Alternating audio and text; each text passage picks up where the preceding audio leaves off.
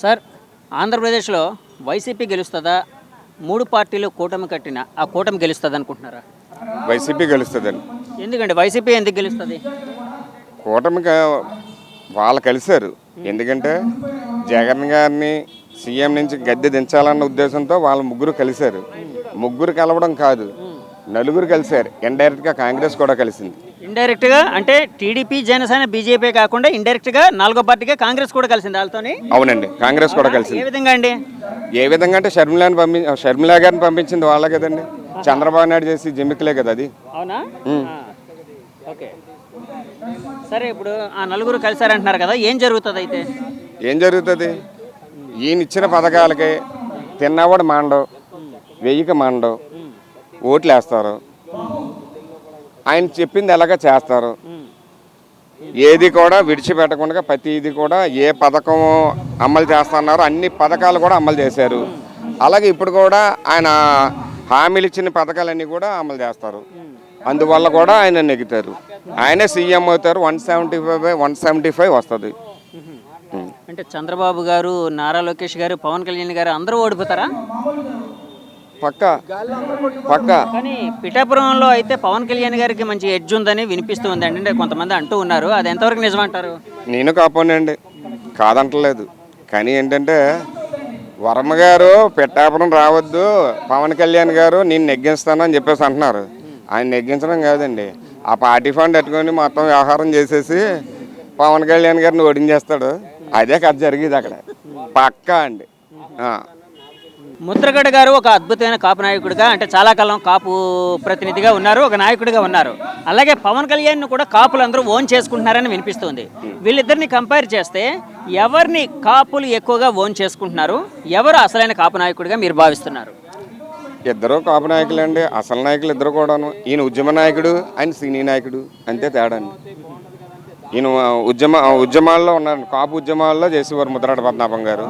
ఆయన cine field అండి, అంతే. ఇద్దరికి తేడా ఏం లేదు, ఇద్దరు పెద్ద నాయకులే. ఆనాడు కాశ్మీర్లాగా చంద్రబాబు నాయుడు తయారు చేశాడు ఆ కిర్లంపూడిని. మీరందరికీ గుర్తుందో లేదో తెలియదు, కానీ మా కాపు నాయకులందరికీ గుర్తున్నది. ఎందుకంటే వాళ్ళ ఫ్యామిలీని ఏ విధంగా వంచారు, ఏ విధంగా చేశారు అన్నది మాకు తెలుసండి. అట్లీస్ట్ ముద్రగడ పద్మనాభం గారిని పలకరించడానికి వెళ్ళాలంటే ఆధార్ కార్డు చూపించాలన్నారండి పోలీసు వారు. అది కూడా కిర్లంపూడి వాళ్ళని అయితే లోపల పంపించారు, కాకినాడ వాళ్ళని పంపించలేదండి. మా పరిస్థితి అదండి, అంత అలా చేశారండి. వీరు జగన్ గారిని అంటున్నారు, కానీ చంద్రబాబు నాయుడు గారు చేసినవేయండి ఇవన్నీ. ఆయన చేయడం వల్ల ఇలాంటివన్నీ జరిగినాయి. చంద్రబాబు నాయుడు గారు మోదీ గారిని అప్పట్లో విమర్శించారు, ఇప్పుడు నుంచి మోదీ గారిని పొగుడుతున్నారు, విశ్వగురు అంటున్నారు. దాన్ని ఏ విధంగా చూడాలంటారు? చంద్రబాబు నాయుడు గారు పదవి కావాలండి.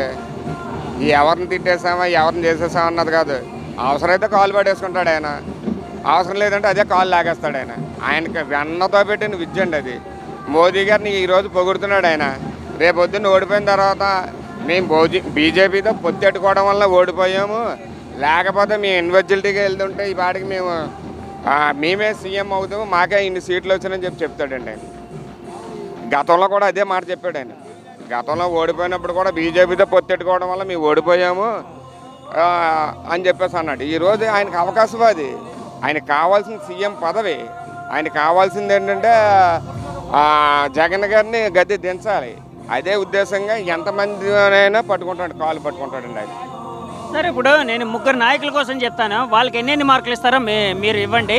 అంటే మీ అభిప్రాయంలో జగన్ గారు, చంద్రబాబు నాయుడు గారు, పవన్ కళ్యాణ్ గారు, వీళ్ళకి ఎన్ని మార్కులు ఇస్తారు మీరు? మార్కులు అంటే ఏ విధంగా ఇవ్వమంటారు? 10కి అంటే మీరు ఒక నాయకుడిగా ఆయనకి ఎన్ని మార్కులు ఇస్తారు? 10 మార్కులు ఉన్నాయనుకోండి, 10లో ఎన్ని ఇస్తారు? జగన్మోహన్ రెడ్డి గారికి అయితే, సీఎం గారికి అయితే 9 ఇస్తాను, 1 పవన్ కళ్యాణ్కి ఇస్తాను, చంద్రబాబు నాయుడుకి అయితే 0 అండి. కాదు, జగన్మోహన్ రెడ్డి గారికి 10కి 10 ఇవ్వకుండా 9 ఎందుకు ఇస్తున్నారు? 10కి 10 ఇవ్వచ్చండి, నేను కాదన్నా. మనం కొన్ని లోపాలు ఉంటుంటాయి, కొన్ని మంచి ఉంటాయి, కొన్ని చెడు ఉంటాయి. కొంత నెగిటివిటీ ఉందని భావిస్తున్నారా? నెగిటివిటీ లేదు, కానీ ఆయనకి నేను 9 ఇవ్వాలనుకున్నాను, ఇచ్చాను అంతే.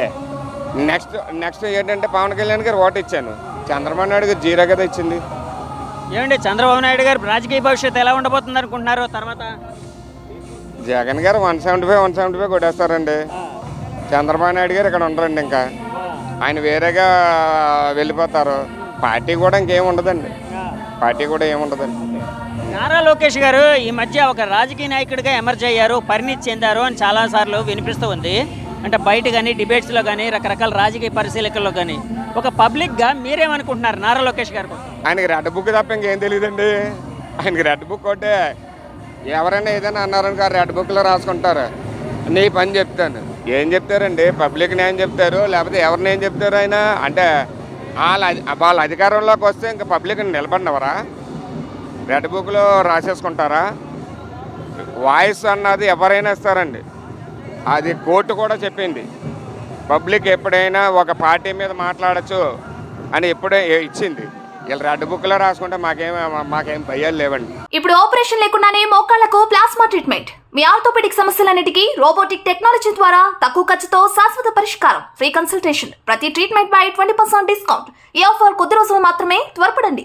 V9 hospitals 9281465842.